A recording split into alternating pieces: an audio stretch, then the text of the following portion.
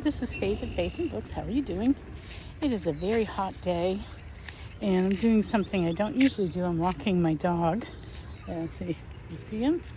There we go. Because my son usually takes him on a long walk in the morning before he goes to work. Was running late, so he didn't get his walk. So I want to give him a little bit of a walk, but it's really hot out here, and I want to get back home and do some gardening before it gets too hot. So probably my face is all red and I look a mess. But anyway, I just thought I would take this opportunity to talk about the Hornblower book, Flying Colors. So this is part of the Hornblower 2023 reading challenge, where we're reading a Hornblower a month in chronological order of Hornblower's life. And this one was the next one in line. And it is actually part of the original trilogy that was written back in the late 30s, 1938, 1939, maybe 1940. And it is the culmination of the trilogy. It's the third in the trilogy. And then C.S. Forster, the author, went back and wrote other stories about Hornblower's life, both before and after the particular time period of the original trilogy. So this was, it turns out, my least favorite so far. I really had problems with it. And not that it wasn't a good read. I mean, it was an average read. It wasn't a bad book per se. I'm going to go in the shade here. It wasn't a bad book per se, but there's just things in it that I just didn't find appealing. So I was trying to think this through. What were my reasons? So I have to gather my thoughts here. I think it stretched my disbelief too much. Everything was just a little too convenient, a little too easy, and I just didn't buy it. I just didn't find it convincing. So, and this has some spoilers in it. I won't try to make them big spoilers, but I can't talk about it unless I spoil a little bit. So I'm going to put this up. I think I'm going to put this up on July 22nd, which is towards the end of the month. And that is the day that I'm going to do my Live Like Jane Austen for a Day sustainability challenge. So I'll put something up on that day so that I'll have some internet presence, even though I'm going to be going completely internet free on that day. My dog loves to eat grass. Isn't that? I feel like maybe he has some nutritional deficiency or something that makes him want to eat grass a lot. Anyway, the story Flying Colors. So what happens is it really picks up at the very end of. Oh my gosh, what was the name of the book before? I can't remember the name of the book. The second in the trilogy. Anyway, the book before, he's the captain of the Sutherland, and things end very badly and he gets captured. And this book picks up right where that ends. Like, that book doesn't really have an ending. It just stops. And then you start up again in Flying Colors. Well,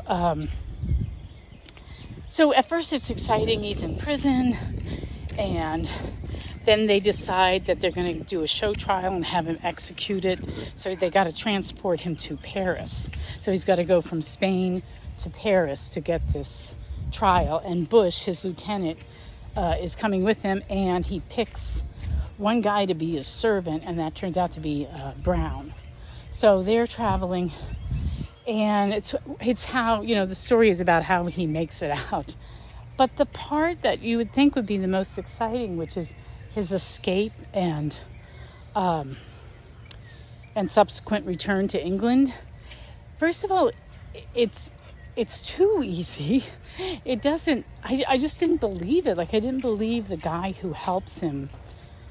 I just couldn't understand his character. He was a guy who had 3 men killed by, the enemy, with the side Hornblowers on. Had 3 sons, all died. Had no more sons. He's a mayor of this district, but he's willing to commit treason, to completely betray his office. And nobody seems to notice that he's harboring these 3 Englishmen for 4 months. And none of the servants, all the servants are so loyal, they won't blab. It just seemed ridiculous to me. excuse me. Of course, I got a tickle in my throat because I'm making a video. Anyway, so that just stretched my disbelief, and it just seemed too easy. Then I almost felt like it was a little bit lazy on the author's part. Like, he could have made it a lot more thrilling and interesting, and it wasn't. And I think he tried to make it more interesting by having Hornblower have an affair. But it was, first of all, I have a thing about adultery in books where it's treated sympathetically, because I don't think you should treat it sympathetically. And Hornblower's just a cad. I mean, his wife is pregnant with his child, and he's sleeping with this woman the only thing he feels bad, he doesn't feel bad cheating on his wife.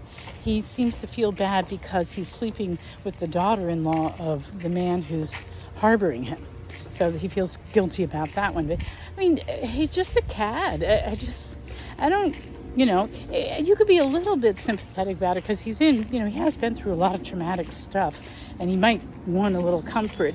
But on the other hand, be a man, Hornblower.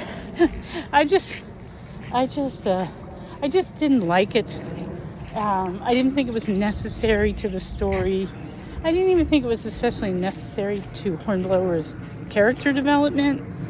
Whenever stuff like that's in a book. And another thing Forster does is he says, he has one of his, I guess it wasn't Marie who told him. Yeah, his wife's name's Maria, and then this lover is named Marie, and it's after the fact that he realizes, they have similar names. Oh, okay. I didn't care for it. I just didn't like that plot element at all. And what was the other thing? Oh, just everything is so easy. Everything ties up so neatly for Hornblower. People who are in the way conveniently die. Everything just, it just didn't, I felt like the writing was a little bit, the plot was a little bit lazy. And, the other thing is that it actually was quite boring. I found it boring.